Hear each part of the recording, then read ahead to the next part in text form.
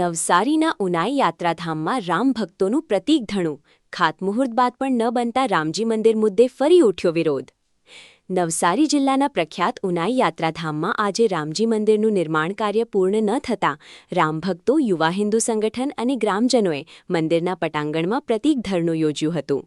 રામભક્તોનો આક્ષેપ છે કે મંદિરનું ખાતમુહૂર્ત ગુજરાતના મુખ્યમંત્રી ભૂપેન્દ્રભાઈ પટેલના હસ્તે કરવામાં આવ્યું હતું, છતાં લાંબા સમય બાદ પણ મંદિરનું નિર્માણ પૂર્ણ થઈ નથી. 3 મહિના પહેલાં પણ આ જ મુદ્દે પ્રતીક ધરણું યોજાયું હતું, ત્યારે તંત્રએ 3 મહિનામાં મંદિરનું કામ પૂર્ણ કરવાની ખાતરી આપી હતી. જો કે વચન મુજબ કામગીરી પૂર્ણ ન થતાં આજે ફરીથી વિરોધ નોંધાવવામાં આવ્યો છે. રામભક્તોનું કહેવું છે કે ઉનાઈનું મૂછાળા રામજી મંદિર દેશભરમાં અનોખું અને એકમાત્ર મંદિર હોવાનું માનવામાં આવે છે.